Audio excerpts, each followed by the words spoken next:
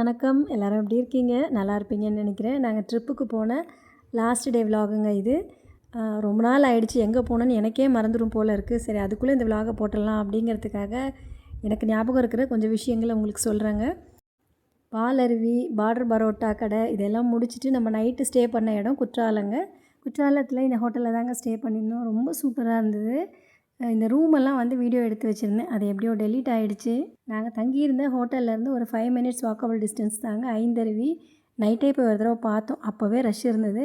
சரி காலையில் சீக்கிரம் வந்து குளிக்கலாம் அப்படின்னு சொல்லிட்டு காலையில் வந்து பார்த்தா செம்ம ரஷ்ஷுங்க. தண்ணியுமே வந்து பெருசாக இல்லை. நாங்கள் வந்து வீக் டேஸ் கூட்டம் கம்மியாக இருக்கும்னு நினச்சோம். அங்கே இருக்கிற கூட்டத்தை பார்த்துட்டு நாங்கள் 3 பேரும் தண்ணியில் காலே வைக்கலிங்க. இவர் மட்டும்தான் தண்ணியில் இறங்கி குளித்தார்.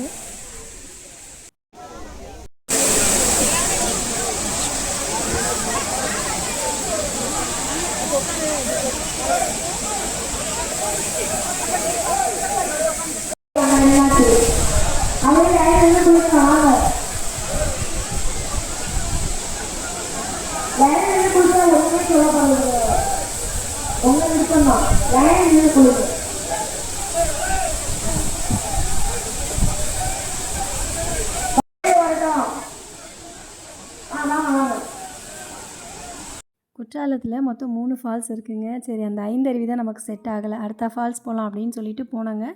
போகிற வழியில் இந்த சிவன் கோவில் வந்து ரொம்ப நல்லா இருந்ததுங்க. நல்ல ஒரு பெரிய பழமையான கோவில் இது. சாமியெல்லாம் பார்த்துட்டு அப்படியே பேக் சைடில் வந்தீங்கன்னா இந்த ஃபால்ஸ் இருக்குதுங்க. இந்த ஃபால்ஸில் பார்த்தீங்கன்னா சுத்தமாக தண்ணியே இல்லைங்க. செம்ம கூட்டம். நாங்கள் இவர்கிட்ட சொல்லிட்டோம், இந்த விளையாட்டுக்கெலாம் நாங்கள் வரலப்பா, நாங்கள் ரூமுக்கே போகிறோம் அப்படின்னும். சரி இன்னொரு ஃபால்ஸ் இருக்குது வா பார்க்கலாம் அப்படின்னு சொல்லி அது ரொம்ப தூரம் நடக்க வச்சு கூட்டிகிட்டு போனாங்கங்க. அந்த ஃபால்ஸ்லேயும் சுத்தமாக தண்ணியே இல்லை. சரின்னு சொல்லிவிட்டு நாங்கள் திரும்பி ரூமுக்கே வந்துட்டோம்.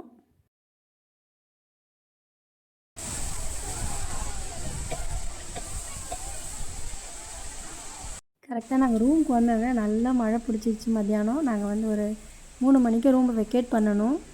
அங்கேருந்து நாங்கள் வந்து மதுரைக்கு போகிறதுக்காக கேப் புக் பண்ணியிருந்தோங்க. அது வரத்துக்காக வெயிட் பண்ணிகிட்ருந்தோம்.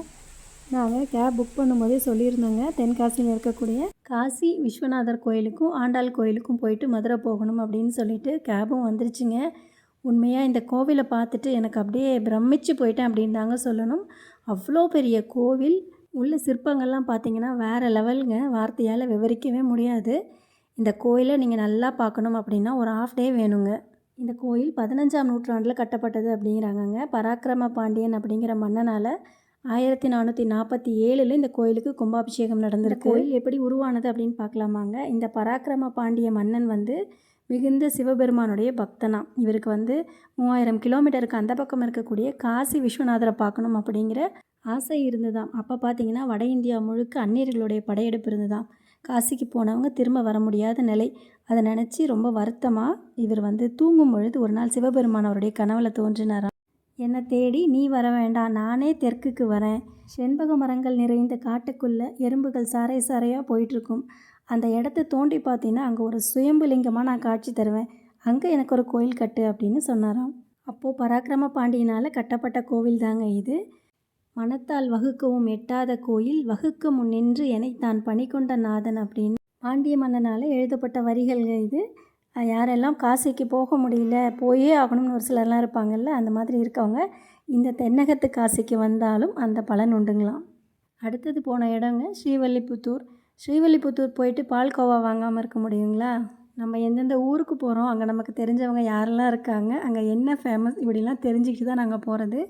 போகும்போது இவரோட ஃப்ரெண்டை கேட்டோம். அவர் சொன்னார், ஸ்ரீ வெங்கடேஸ்வராவில் பால்கோவா வாங்க, அங்கே நிறைய கடைங்க இருக்கும், வேற எங்கேயும் வாங்கிடாது அப்படின்னாருங்க. அதே மாதிரி அங்கே பார்த்தா நம்ம ஊரில் டீ கடை எப்படி இருக்கும் அந்த மாதிரி அந்த லைனில் பால்கோவா கடை இருக்குது.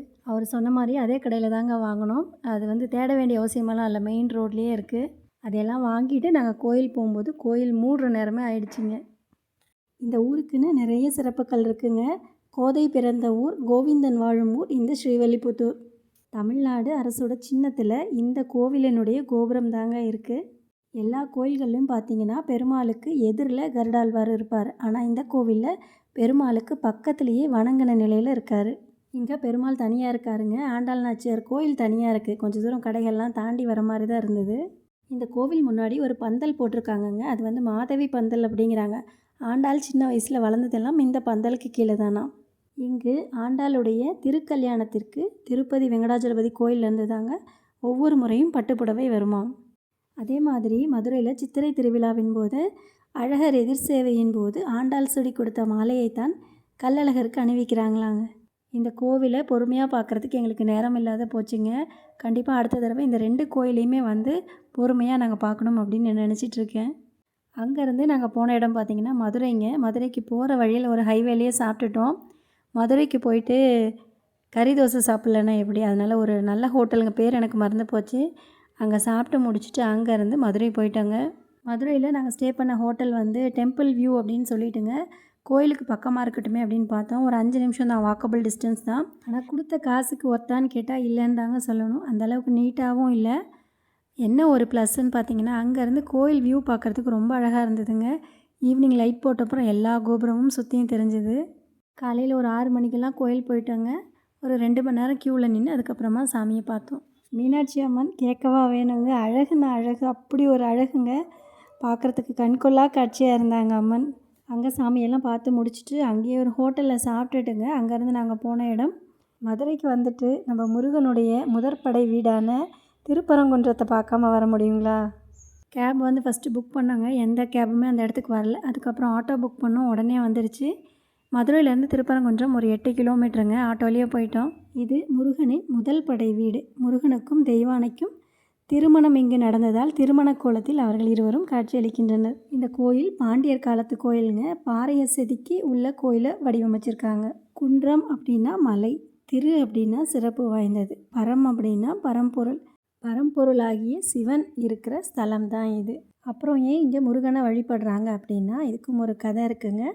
மகிஷாசுரனை அழிக்கிறதுக்கு பார்வதி தேவி மகிஷாசுர மர்த்தினியாக மாதிரி நவராத்திரியோடைய 10ஆவது நாள் அவனை வதம் செய்கிறாங்க. அந்த பாவத்தை கழுவுறதுக்காக சிவன்கிட்ட வரம் கேட்குறாங்க. படைக்கப்பட்ட எல்லா உயிரையும் அழிக்கக்கூடிய உரிமை அந்த பரமேஸ்வரனுக்கு மட்டும்தான் இருக்குது. அதை மீறி வேறு யாராவது செஞ்சால் அவங்களுக்கு பிரம்மஹஸ்தி தோஷம் பிடிச்சிரும். அந்த மாதிரி தான் பார்வதி தேவிக்கும் பிடிக்கும் அப்படின்னு சொல்லி சிவன்கிட்ட கேட்டப்போ சிவன் சொல்கிறாரு, திருப்பரங்குன்றத்தில் இருக்கக்கூடிய மலையை நீ ஒரு தடவை கிரிவலம் செஞ்சு தவம் செய்யணும், அப்போ தான் உன்னுடைய இந்த தோஷம் நீங்கும் அப்படின்னு சொல்கிறாரு. அதே மாதிரி பார்வதி தேவியும் தவம் செஞ்சு அவங்களுடைய தோஷம் விலகுது. இந்த சிவன் கோயில் தாங்க ஆதி சொக்கநாதர் கோயில். இந்த திருப்பரங்குன்றம் மலைக்கு எதிர்ப்புறத்துலேயே இந்த கோவில் இருக்குது. சரி, உங்கள் மனசில் இன்னொரு கேள்வியும் இருக்கும். பழனியில் தானே முருகன் குழந்தையாக இருந்தார், அப்போது முருகனுடைய முதல் படை வீடு பழனியாக தானே இருக்கணும் அப்படிங்கிற கேள்வி இருக்கும் இல்லையா?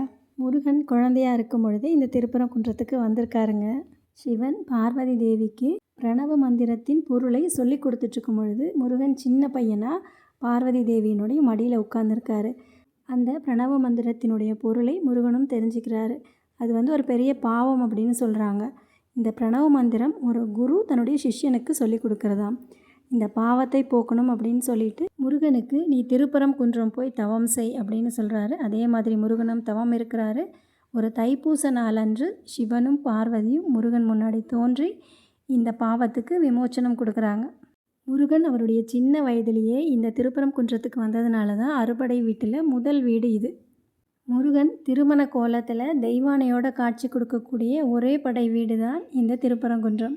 திருச்செந்தூரில் சூரனை வதம் பண்ணிட்டு தேவர்களுக்கெல்லாம் காட்சி கொடுக்குறாரு முருகன். அப்போது தேவேந்திரன் நினைக்கிறாரு, இவருக்கு யாருமே கொடுக்காத ஒரு பரிசை நம்ம கொடுக்குறோமே, முருகன்கிட்ட இல்லாதது என்ன இருக்குது அப்படின்னு யோசிக்கும் பொழுது முருகனுக்கு இன்னும் திருமணம் ஆகலை. தன்னுடைய வளர்ப்பு மகளான தெய்வானையை திருமணம் செய்து வைக்கணும் அப்படின்னு முடிவு பண்ணுறாரு. தேவர்களோடு வந்து இந்த திருத்தலத்தில் தெய்வானையை திருமணம் செஞ்சுக்கிட்டார்.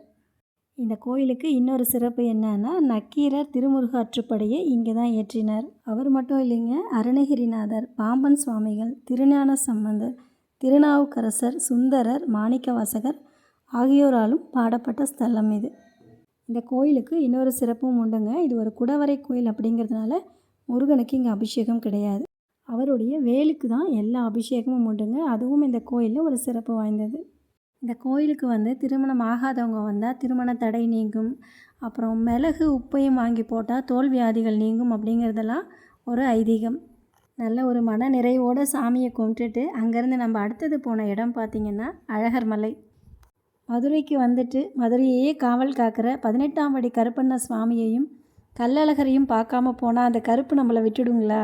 இந்த கள்ளழகர் கோவில் 2000 ஆண்டுகள் பழமை வாய்ந்ததாங்க. 12 ஆழ்வார்களால் பாடப்பட்டது எல்லாமே 108 திவ்ய தேசங்கள் அப்படிம்பாங்க இல்லைங்களா.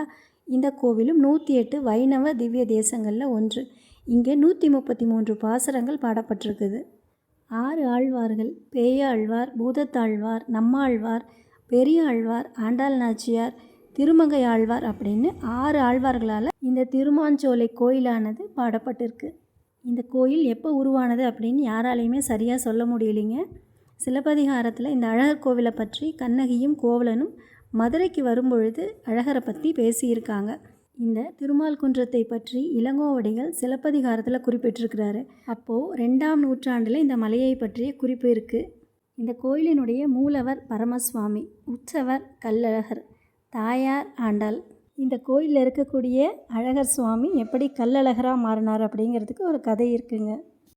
ஒரு கெட்ட குணம் படைத்தவன் ஒரு பெண்ணை அடையணும் அப்படின்னு முயற்சி செய்கிறான். அப்போது அந்த பக்கமாக வந்த தர்மதேவன் அதை பார்த்துட்டு அவனை அடித்தே கொன்று போட்டுறாரு. இந்த செய்தி சிவபெருமானுக்கு தெரிய வருது. அப்போது சிவபெருமான் சொல்கிறாரு, இந்த உலகத்தில் எங்கெல்லாம் தப்பு நடக்குதோ அப்போது அந்த தப்பை தட்டி கேட்க யமதர்மன் ஒருத்தன் வரப்போகிறான். அந்த யமதர்மன் நீ தான். உன்னை பார்த்தாவே எல்லாரும் பயப்படணும். அதனால் உன்னுடைய இந்த அழகான ரூபம் மாறி உனக்கு ஒரு கடுமையான முகம் நான் கொடுக்க போகிறேன் அப்படின்னு சொல்லி மாற்றிடுறாரு. இருந்தாலும் தர்மதேவனுக்கு ஐயோ நம்ம இப்படியாப்பட்ட முகத்தோடு இருக்கமே அப்படின்னு ஒரு சிறு வருத்தம் இருக்குது.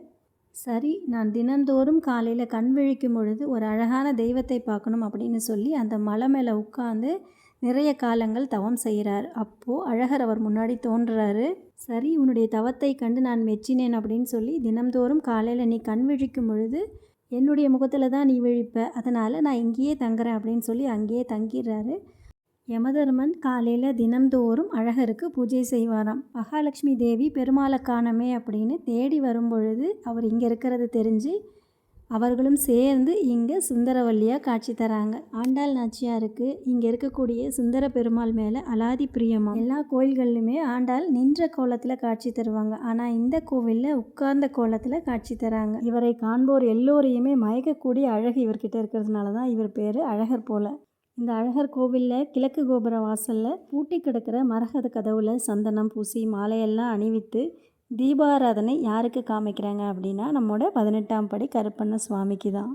எனக்கு நிறைய தடவை இந்த சந்தேகம் இருக்குங்க. சபரிமலைக்கு போகிறவங்க ஏன் 18ஆம் படி கருப்பண்ண சுவாமின்னு சொல்லி இங்கே இருக்கிற சாமிக்கு தேங்காய் உடைக்கிறாங்க அப்படின்னு. இந்த அழகர் பெருமாளுக்கும் கருப்புக்கும் உண்டான கதை தாங்க அது. ஒரு மலையாள தேசத்து மன்னன் தமிழக கோயில்களையெல்லாம் சுற்றி பார்க்கணும்னு வராரு. அப்போதான் இந்த மலைக்கு வந்து அழகரை பார்க்குறாரு. அழகரை பார்த்ததுமே அவருடைய அழகில் அப்படியே மயங்கி போயிடுறாரு. இப்படியாப்பட்ட தெய்வத்தை நம்முடைய தேசத்துக்கு நம்ம எடுத்துகிட்டு போகணும் அப்படின்னு முடிவு பண்ணி அவரோட ஊருக்கு போகிறாரு. அவருடைய தேசத்தில் இந்த மாந்திரீகம்லாம் பண்ணுவாங்கள்ல, அந்த மாதிரி ஒரு 18 பேரை கூப்பிட்டு நீங்கள் 18 பேரும் போய் இந்த அழகர் மலையில் இருக்கக்கூடிய பெருமாளினுடைய அழகையெல்லாம் அடைச்சி நம்ம தேசத்துக்கு கொண்டு வரணும், இது என்னுடைய உத்தரவு அப்படின்னு சொல்லிடுறாரு. அந்த 18 பேருமே அழகர் மலைக்குள்ளே போயிடுறாங்க. அவங்க வந்து கண்ணுக்கு ஒரு விதமான மாந்திரீக மை பூசியிருக்காங்க. அந்த மை இருக்கிற வரைக்கும் அவங்க யாருடைய கண்ணுக்குமே தெரிய மாட்டாங்க. வந்தவங்களுமே இந்த அழகரை பார்த்த உடனே அவரோட அழகில் மயங்கி போயிடுறாங்க. இப்படியே 40 நாட்கள் போகுது. பெருமாளுடைய அழகு கொஞ்சம் கொஞ்சமாக குறைஞ்சிக்கிட்டே வருது. தினமுமே அர்ச்சனை செய்யக்கூடிய பட்டாச்சாரியார் இதை கவனிக்கிறாரு. ஏன் பெருமாளுடைய அழகு குறைஞ்சிக்கிட்டே வருது, முன்ன இருந்த தேஜஸ் அவர்கிட்ட இல்லையே அப்படின்னு கவனிக்கிறார். அப்போது பெருமாள் அவருடைய கனவுல தோன்றி என்னை எடுத்துகிட்டு போகிறதுக்காக ஒரு 18 பேர் என்னை சுற்றி இருக்காங்க, உனக்கு அது தெரியலையா அப்படின்னு கேட்குறாரு. ஏற்கனவே 40 நாட்கள் முடிஞ்சிருச்சு, இன்னும் 8 நாள் முடிஞ்சால் என்ன அவங்க எடுத்துகிட்டு போயிடுவாங்க அப்படின்னு சொல்லி அதை முறியடிக்கிற வழியையும் சொல்கிறாரு. அடுத்த நாள் காலையில் ஊர் மக்கள் முன்னிலையில் யாகம் வளர்த்துறாங்க. அந்த யாகத்தில் மிளகா, படிகாரம் அந்த மாதிரி பொருட்கள் எல்லாமே போடுறாங்க. அந்த காரத்தினுடைய நெடி தாங்க முடியாமல் அவங்க கண்களில் இருந்த மையெல்லாம் வழிஞ்சு ஓடுது. அப்போ தான் எல்லா மக்களுக்கும் அந்த 18 பேர் இருக்கிறது தெரிய வருது. ஊர் மக்கள் எல்லாம் கூடி கேட்கும் பொழுது இந்த மலையாள ராஜா தான் எங்களை அனுப்புனார், ஆனால் இந்த அழகரை பார்த்த உடனே எங்களால் இங்கேருந்து போக முடியல, எங்களை மன்னிச்சுக்கோங்க, நாங்கள் இங்கேயே ஜீவ சமாதி அடைஞ்சிடுறோம். அழகருக்காக போடப்பட்ட மாலைகளையும் பிரசாதத்தையும் நெய்வேத்தியத்தையும் அதெல்லாம் முடிச்சப்புறம் அதை கொண்டு வந்து எங்களுக்கு நீங்கள் வைக்கணும் அப்படின்னு சொல்லி அவங்க கிழக்கு நோக்கி ஜீவசமாதி அடைஞ்சிடுறாங்க. ஆண்டுக்கு ஒரு முறை மட்டுமே இந்த கதவு திறக்கப்படுது அப்படிங்கிறாங்க. ஆடி பௌர்ணமி அன்னைக்கு ஒரு 5 நிமிஷம் மட்டுமே இந்த கதவு திறக்கப்படுதுங்க. அவர் கதவுல தான் இருக்கிறாரு. கருப்பான்னு கூப்பிட்டா காற்று போல் வருவார், அருவமாக இருக்கார் அப்படிங்கிறது இவங்களுடைய நம்பிக்கை. இந்த கருப்பண்ண சுவாமி கோயிலுக்கு நான் முதல் தடவையாக போனேங்க. அந்த இடத்தோட வைப்ரேஷனே வேறு மாதிரி இருந்தது. உண்மையாக சொல்லணும் அப்படின்னா என்னால் அதை வார்த்தையால் சொல்லவே முடியாதுங்க. அந்த கோயிலில் வேண்டிக்கிட்டவங்க கருப்பு கலர் உடை அணிஞ்சு பெரிய பெரிய அருவாளை கையில் வச்சுக்கிட்டு அந்த அருவாளுக்கு மாலையெல்லாம் போட்டு அதை ஏந்திட்டு வந்தாங்க. நாங்கள் அந்த லைனில் நின்றுட்டுருக்கும் பொழுதுங்க நிறைய பேருக்கு சாமி வந்து ஆடினாங்க. அவங்க அப்படியே அந்த கருப்பான்னு கத்தும் பொழுது நம்ம உடம்புல ஏதோ பண்ணுற மாதிரி இருக்குங்க. இது வரைக்கும் நீங்கள் கருப்பண்ண சுவாமியை பார்த்ததே இல்லைன்னா கண்டிப்பாக போய் ஒரு தடவை பார்த்துட்டு வாங்க. அடுத்து நம்ம போன இடம் இந்த மலைக்கு மேலே இருக்கக்கூடிய முருகனின் 6வது படை வீடான சோலைமலை என்கின்ற பழமுதிர்ச்சோலை. இயற்கை சூழலில் அமைந்து நிறைய மூலிகை தோப்புக்களால் நிறைந்த இடம்தான் இது. பழம் ப்ளஸ் உதிர் ப்ளஸ் சோலை அப்படிங்கிறது தான் பழமுதிர்ச்சோலை. அழகர் கோயிலேருந்து பார்த்தோம்னா ஒரு 3லேருந்து ஒரு 4 கிலோமீட்டர் தாங்க இந்த பழமுதிர்ச்சோலை. நிறைய பேர் நடந்து போகிறதையும் நம்மளால் பார்க்க முடியுதுங்க. காலையிலையோ இல்லை சாயந்தரத்துலேயோ இந்த மாதிரி ட்ரக்கிங் போகும்பொழுது ரொம்ப நல்லா காற்று இருக்கும். நிறைய மரங்களுடைய மூலிகை அந்த வாசமும் நமக்கு அடிக்கும் அப்படிங்கிறாங்க. சீசன் டைமில் போனோம்னா இந்த காட்டெருமை போன்ற வன விலங்குகள் எல்லாத்தையுமே நம்ம பார்க்கலாம் அப்படிங்கிறாங்க. இந்த ட்ரக்கிங் போகும்பொழுது தான் ஔவையார்கிட்ட முருகன் கேட்ட சுட்ட பழம் வேணுமா சுடாத பழம் வேணுமான்னு கேட்டார் இல்லைங்களா, அந்த நாவல் மரம் இந்த போகிற வழியில் தான் இருக்கான். இந்த மரம் மற்ற மரங்கள் மாதிரி இல்லாமல் ஐப்பசி மாதம் மட்டுமே இது காய்க்குமாம். இந்த சோலை மலையில் ஒரு புனித நீரூற்று இருக்குங்க. அதுக்கு பேர் நூபுர கங்கை அப்படிங்கிறாங்க. இதில் குளித்தோம்னா தீராத வியாதிகள்லாம் தீரும் அப்படிங்கிறது ஒரு ஐதீகம். இங்கு முருகர் வள்ளி தெய்வானையுடன் காட்சி அளிக்கிறார். நடுவில் மூலவர், இடது பக்கம் வள்ளி, வலது பக்கம் தெய்வானையுடன் நின்ற நிலையில் முருகர் 4 கைகளுடன் காட்சி அளிக்கிறார். இங்குள்ள முருகன் வெற்றிவேல் முருகன் என்று அழைக்கப்படுகிறார். இந்த பழமுதிர்ச்சோலைக்கு மேலே நூபுர கங்கை அப்படின்னு ஒரு அருவி இருக்குது அப்படின்னு சொன்னா இல்லைங்களா, எங்களுக்கு அதெல்லாம் தெரியாது. எங்கள் டாக்ஸி ஓட்டின அந்த தம்பி இருக்கார் இல்லைங்க, அவர் தான் சொன்னார், அக்கா பழமுதிர்ச்சோலை போகிறதுக்கு முன்னாடி அந்த அருவியில் போய் நீங்கள் குளிக்கணும், அப்படி இல்லைன்னா அங்கே இருக்கிற தண்ணியை தலையிலையாவது நீங்கள் தெளிச்சிட்டு வரணும்க்கா, அது ஒரு ஐதீகம், ஒரு 10 நிமிஷம் தான்க்கா ஆகும், நீங்கள் அங்கே போயிட்டு வந்துடலாம் அப்படின்னாரு. சரின்னு சொல்லிவிட்டு அங்கே போனாங்க. கொஞ்சம் தூரம் நீங்கள் ஸ்டெப்ஸ் ஏறி மேலே போகிற மாதிரி இருக்குங்க. அங்கே ஒரு அம்மன் வச்சுருக்காங்க. அவங்க பேர் வந்து ராக்காயி அம்மன் அப்படிங்கிறாங்க. நீங்கள் படி ஏறும்பொழுதே அங்கே கடை இருக்குங்க. அங்கே வந்து ராக்காயி அம்மனுக்கு ஒரு சின்ன பட்டு வஸ்திரம், எலுமிச்சம்பழம், மஞ்சள், குங்குமம், நெய் அப்படின்னு வச்சுருக்காங்க. நீங்கள் வாங்கி அங்கே கோயிலுக்கு சமர்ப்பணம் பண்ணலாம். இந்த நூபுர கங்கை அப்படிங்கிறது 1000 ஆண்டுகளுக்கு மேலே இதில் தண்ணி வந்துட்டுருக்குதாங்க. எப்போவுமே அதில் வற்றினதே இல்லை அப்படிங்கிறாங்க. அழகர் கோயிலுக்கு செய்யும் எல்லா பிரசாதங்களுமே இந்த நூபுர கங்கையிலேருந்து தீர்த்தம் கொண்டு போய் தான் சமைப்பாங்களாம். இந்த சுனை நீரை ஒரே இடத்துல விழற மாதிரி பண்ணியிருக்காங்கங்க. அங்கே ஒரு கிணறு மாதிரி வச்சுருக்காங்க. அங்கேருந்து மொண்டு உங்கள் மேலே ஊற்றுறாங்க. நீங்கள் வேணும்னா குளிக்கலாம், அப்படி இல்லைன்னா அங்கே தீர்த்தம் வாங்கி தெளிச்சிக்கலாங்க. மதுரையில் எங்கே தண்ணி குடிச்சுமே எனக்கு தாகமே அடங்கலைங்க. இந்த தீர்த்தத்தை வாங்கி குடித்த உடனே அவ்வளோ ஒரு சுவையாக இருந்ததுங்க. கண்டிப்பாக பழமுதிர்ச்சோலை போனீங்கன்னா ராக்காயி கோயிலுக்கும் போயிட்டு வாங்க. ஸ்கந்த புராண துதிப்பாடலில் வள்ளியை திருமணம் செய்ய விநாயகரை யானையாக வந்து உதவும்படி முருகன் அழைத்த ஸ்தலம்தான் இந்த பழமுதிர்ச்சோலை. பொதுவாகவே முருகனுக்கு செவ்வாய்க்கிழமை உகந்த நாள் அப்படிம்பாங்க. ஆனால் இந்த பழமுதிர்ச்சோலையில் பார்த்திங்கன்னா முருகனுக்கு உகந்த நாள் வெள்ளிக்கிழமை. அந்த தினம் முருகனுக்கு தேனும் தினைமாவும் நெய்வேத்தியமாக படைக்கப்படுகிறது. இந்த பழமுதிர்ச்சோலைக்கும் ஔவை கிழவிக்கும் நிறைய தொடர்பு இருக்குங்க. ஒரு தடவை ஔவை பாட்டி பழனி போகும்பொழுது ஒரு அடர்ந்த காட்டுக்குள்ளே போகிறாங்க. நடந்து நடந்து அவங்க ரொம்ப களைப்பாயிடுறாங்க. அங்கே ஒரு நாவற்பழ மரத்தை பார்க்குறாங்க. அதுக்கு அடியில் உட்கார்ந்துருக்காங்க. பழங்களை பறிக்கிறதுக்கு முயற்சி பண்ணுறாங்க. அவங்களால முடியல. அங்கே பார்த்தா நிறைய ஆடு மாடு இருக்குது. மரத்துக்கு மேலே பார்த்தா ஒரு படிக்காத ஒரு பட்டிக்காட்டு சிறுவன் மாதிரி ஒருத்தன் உட்காந்துருக்கான். இவங்க யோசிக்கிறாங்க, தமிழ் மொழியை திறம்பட கற்று தேர்ந்த நம்ம போய் அவங்ககிட்ட போய் எப்படி கேட்குறது? பசி வந்தால் 10ம் பறந்து போகும்னு சொல்லுவாங்கள்ல, அந்த மாதிரி அந்த சிறுவன்கிட்ட கேட்குறாங்க. அடே இடைச்சிறுவனே, எனக்கு களைப்பாக இருக்குது, ஒரு 4-5 பழங்களை பறித்து போட முடியுமா அப்படின்னு கேட்குறாங்க. உடனே அந்த சிறுவன் சொல்கிறான், சரி பாட்டி, ஆனால் எனக்கு ஒரு சந்தேகம், உங்களுக்கு சுட்ட பழம் வேணுமா சுடாத பழம் வேணுமா அப்படின்னு கேட்குறான். பாட்டி என்னடா இது, ஒரு எருமை மேய்க்கிற சிறுவன் நம்மளை பார்த்து இப்படி கேட்டுட்டானே அப்படின்னு சொல்லிட்டு, சரி சுட்ட பழங்களை போடு அப்படிங்கிறாங்க. அந்த மரத்தை உழுக்கிறான். அதுலேருந்து நிறைய பழங்கள் விழுது. பாட்டி அதை எடுத்து அதில் தூசு படிஞ்சிருக்குன்னு சொல்லி ஊதிட்டு சாப்பிட்றாங்க. அதை பார்த்த சிறுவன், ஏன் பாட்டி பழம் ரொம்ப சுடுதா அப்படின்னு கேட்குறான். அப்போ தான் ஔவை பாட்டிக்கு புரியுது, கனிந்த பழங்கள் சுட்ட பழம், கனியாத பழம் சுடாத பழம் அப்படின்னு. அப்போ தான் பாட்டிக்கு புரியுது, இது படிக்காத சாதாரண ஆடு மேய்க்கிற சிறுவன் இல்லை, என்னுடைய அப்பன் முருகன் அப்படின்னு சொல்லி மன்னிப்பு கேட்குறாங்க. அழகு மயில் மேலே தோன்றி அழகான முருகனாக அவங்களுக்கு காட்சி தராரு. நல்லபடியாக எல்லா கோயில் தரிசனமும் முடிச்சுட்டு அன்றைக்கி நைட்டே எங்களுக்கு மதுரையிலேருந்து பஸ்ஸுங்க. நான் ஒரு விஷயத்தை குறிப்பாக சொல்லணும் அப்படின்னு நினச்சிக்கிட்டே இருந்தேங்க. நான் ஒரு சில ஊர் போயிருக்கேன். இந்த மதுரையில் பார்க்கும்பொழுது இந்த மக்கள் வந்து ரொம்ப பாசக்காரங்களாக எனக்கு தெரிஞ்சாங்க.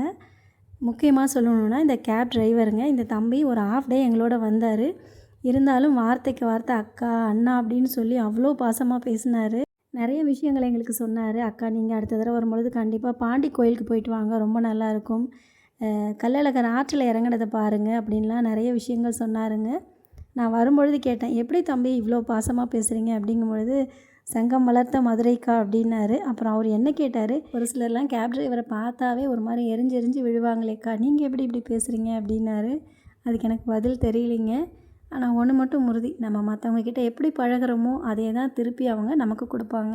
அப்புறம் மத்தியானம் லஞ்சு சாப்பிட்டுட்டு பீடா வாங்கிறதுக்காக இவரும் என் பொண்ணு நின்றுட்டு இருந்தாங்கங்க. அங்கே சேஞ்ச் கொடுக்க சொன்னாங்க. இவர்கிட்ட சேஞ்ச் இல்லை. பக்கத்தில் நின்றுட்டு இருந்த லேடி ஒருத்தங்க, அண்ணா இந்தாங்கண்ணா இதை கொடுங்க அப்படின்னாங்க. எங்களுக்கு ஷாக் ஆகிடுச்சு.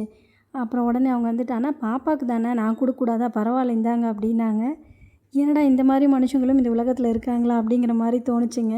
அந்த ஒரே நாளில் இந்த மாதிரி நிறைய விஷயங்களை நான் கவனித்தேங்க. இன்னும் உலகம் உயிர்ப்போடு இருக்குன்னா இந்த மாதிரி மனிதர்கள் தான் காரணமோ அப்படிங்கிற மாதிரி தோணுச்சு. கண்டிப்பாக மதுரையை இன்னொரு தடவை பார்க்கணுங்க. நிறைய இடங்கள் பார்க்க வேண்டியது இருக்குது. ஸோ அவ்வளோதாங்க, இந்த விலாகை நான் முடிச்சுக்கிறேன். வீடியோ பிடிச்சிருந்தா வீடியோக்கு ஒரு லைக் கொடுங்க, கமெண்ட் பண்ணுங்கள். நம்ம சேனலை ஃபஸ்ட் டைம் பார்க்குறவங்க மறக்காமல் சப்ஸ்கிரைப் பண்ணுங்கள். தேங்க்யூ ஃபார் வாட்சிங். பாய்.